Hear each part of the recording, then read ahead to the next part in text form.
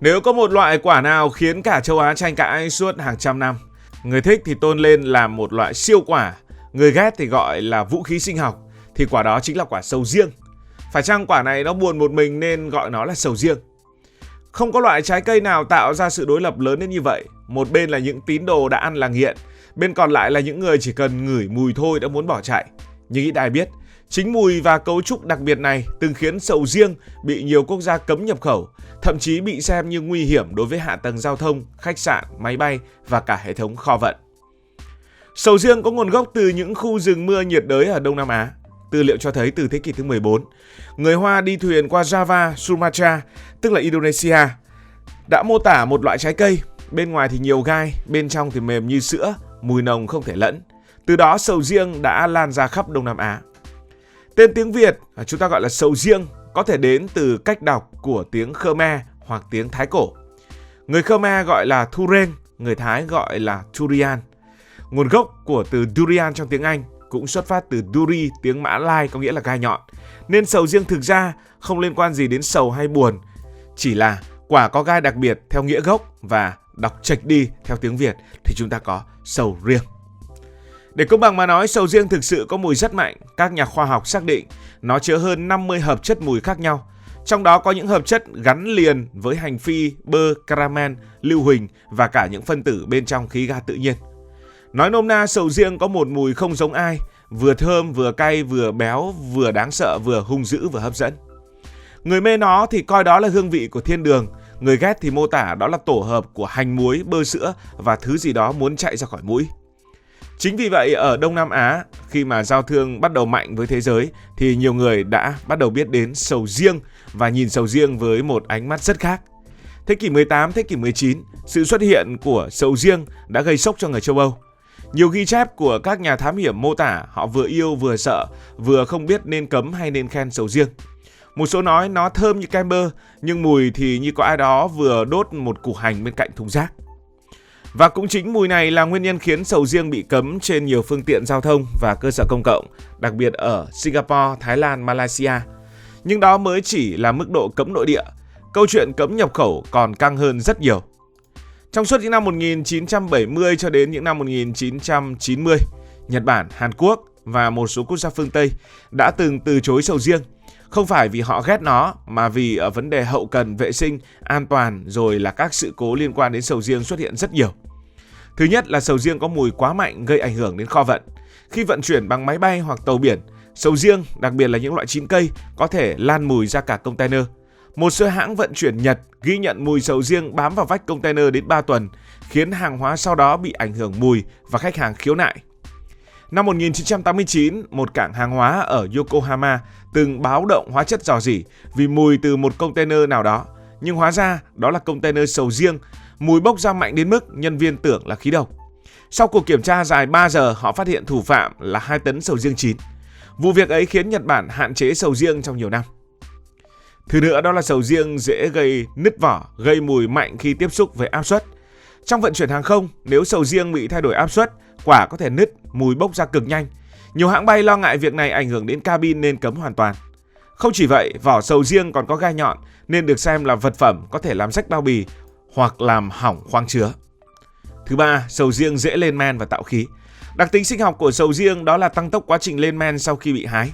Trong môi trường nóng, nó có thể sinh ra khí ethanol và CO2. Một số quốc gia lo ngại sự cố cháy nổ trong kho lạnh đã đưa sầu riêng vào danh sách rủi ro cao. Và thứ tư, đó là tiêu chuẩn kiểm dịch nghiêm ngặt. Nhật, Hàn, châu Âu có tiêu chuẩn thực phẩm cực kỳ cao, lo ngại sâu bệnh và nấm từ trái cây nhiệt đới. Trước những năm 2000, Đông Nam Á chưa có công nghệ chiếu xạ, hấp hơi hoặc kiểm soát dịch hại tốt nên sầu riêng thường bị loại từ cửa khẩu. Và tất nhiên phải nói đến cái mùi khác biệt. Ở Nhật Bản, văn hóa ưu tiên không mùi từ tàu điện đến nhà hàng. Một loại trái cây có mùi mạnh đến mức chỉ cần cảnh báo đặc biệt, vô tình tạo ra ấn tượng tiêu cực. Vì vậy, chính phủ Nhật từng xem xét việc hạn chế để tránh tranh cãi ở đất nước của mình. Tất cả những yếu tố ấy cộng lại khiến sầu riêng bị nhiều nước cấm nhập khẩu hoặc hạn chế rất nghiêm ngặt trong nhiều thập kỷ. Sầu riêng chỉ thực sự được mở cửa nhập khẩu rộng rãi khi công nghệ vận chuyển lạnh và bảo quản đông lạnh phát triển mạnh. Các nước cung cấp như là Thái Lan, Malaysia và cả Việt Nam đầu tư vào hệ thống chiếu xạ, xử lý hơi nóng và xử lý khử trùng. rồi nhu cầu từ Trung Quốc tăng vọt khiến sầu riêng trở thành mặt hàng xuất khẩu chiến lược. Và Nhật Bản cũng đã bắt đầu cho nhập khẩu sầu riêng đông lạnh từ những năm 2000. Hàn Quốc mở cửa muộn hơn. Châu Âu cũng bắt đầu tiếp nhận dần nhưng yêu cầu thì rất cao. Ngày nay, các thị trường khó tính nhất thế giới đã chấp nhận sầu riêng nhưng họ vẫn yêu cầu nó phải được đóng kín, hút chân không hoặc đông lạnh.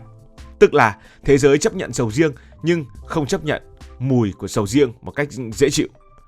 Sau đây là một số sự thật thú vị về sầu riêng. Sầu riêng chín phải rụng tự nhiên mới ngon. Người trồng thường nghe âm thanh bụp lúc nửa đêm để biết quả chín.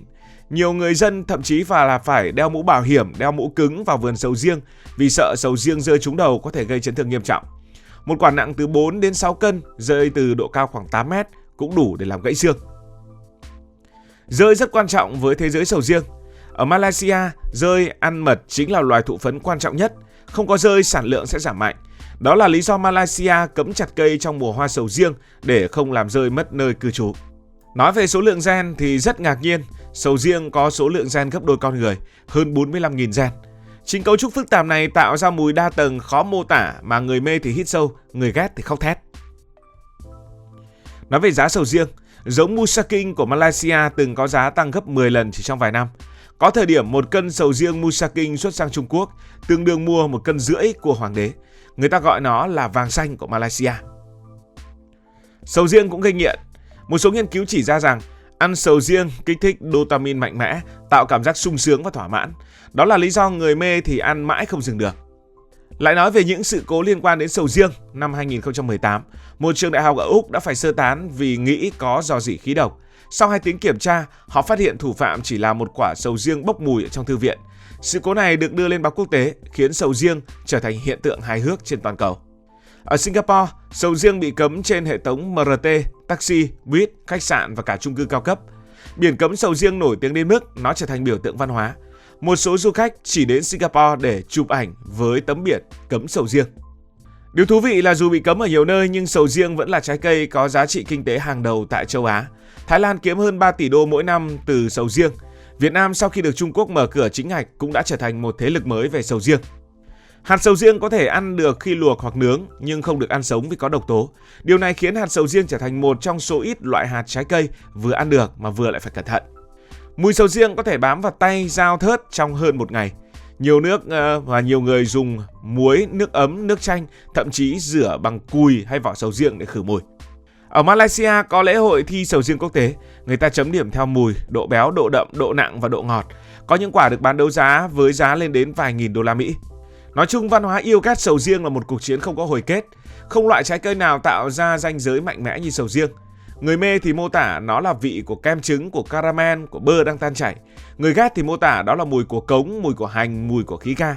Và chính sự đối lập ấy khiến sầu riêng trở thành một huyền thoại. Nếu ai đó muốn biết tính cách của một người Đông Nam Á, chỉ cần hỏi có ăn được sầu riêng hay không. Sự tranh cãi không bao giờ dứt ấy khiến sầu riêng trở thành một biểu tượng văn hóa, giống như cà phê đen, rượu mạnh hay là phô mai xanh.